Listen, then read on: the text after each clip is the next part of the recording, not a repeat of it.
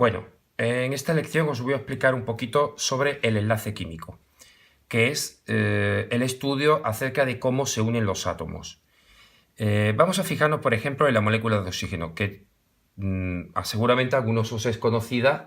La molécula de oxígeno está formada por dos átomos de oxígeno, es O2, se representa con el símbolo O del oxígeno, y 2, que significa que está formada por dos átomos de oxígeno unidos.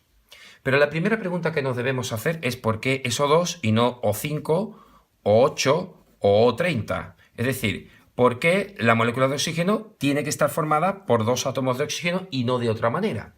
Bien, la razón está en los electrones de valencia. En la página 62 del libro podéis encontrar un poquito explicaciones acerca de lo que son los electrones de valencia, pero yo lo voy a explicar rápidamente. Ya el otro día en clase os lo dije. Los electrones de valencia son los electrones de la última capa que tienen los átomos. Fijémonos en el oxígeno, que tiene de número atómico 8, por lo tanto la configuración electrónica del oxígeno es 1s2, 2s2, 2p4. Bien, en la última capa, que es la capa 2, realmente la capa 2 tiene 2 y 4 electrones. Acaba en p4, pero realmente la última capa es, la que indica en la capa es este número. Entonces, ¿qué es la capa 2? Tiene un orbital de tipo S con 2 electrones y un orbital tipo P con 4 electrones. En definitiva, tiene 6 electrones de valencia. 6 electrones de valencia. ¿Cómo se representa el átomo de oxígeno? Pues si esto fuese el núcleo del átomo de oxígeno, el átomo de oxígeno tendría en una primera capa, esta tendría 2 electrones. Los voy a representar aquí. 2 electrones. Y en la siguiente capa, la capa 2, tendría estos 6 electrones. 1, 2, 3, 4, 5, 6. ¿De acuerdo? Cuando se encuentra frente a otro átomo de oxígeno que es exactamente igual, puesto que los dos son átomos iguales, tenemos más o menos esto representado. Estamos usando el modelo de Rutherford, como os podéis imaginar, que es el modelo de sistema planetario plano, para que podamos entenderlo.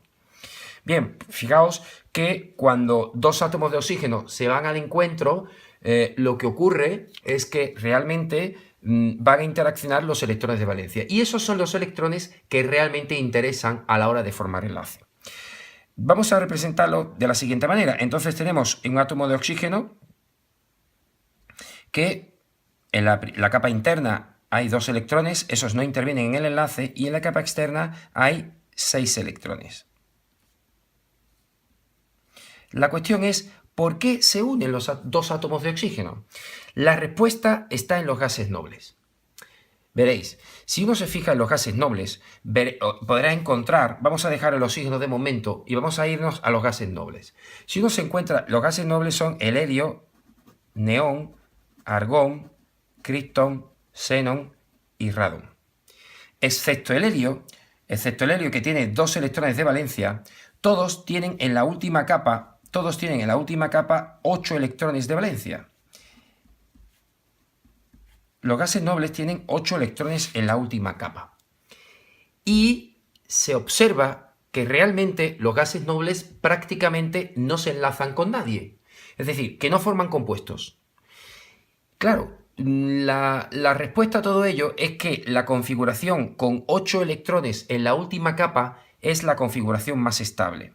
En definitiva, que los átomos se unen e intentan conseguir tener 8 electrones en la última capa. Eso se conoce como regla del octeto. Octeto viene de 8. Lo que viene a decirnos es que todo átomo tiende a tener 8 electrones en la última capa. Esto como una regla general. Siguiendo con esta regla, si observamos entonces el oxígeno, observaremos que cuando el oxígeno, un átomo de oxígeno se pone frente a otro átomo de oxígeno, lo que van a hacer, este con sus 6 electrones, lo que van a hacer es compartir electrones para intentar conseguir 8 electrones en la última capa. Vamos a representarlo de manera simbólica. Imagínate que este es el oxígeno y estos son los 6 electrones de la última capa de este oxígeno. Y este es otro oxígeno con sus 6 electrones de su última capa. Los pongo de diferentes símbolos para que se entiendan que estos son los electrones de un oxígeno y estos son los electrones del otro oxígeno.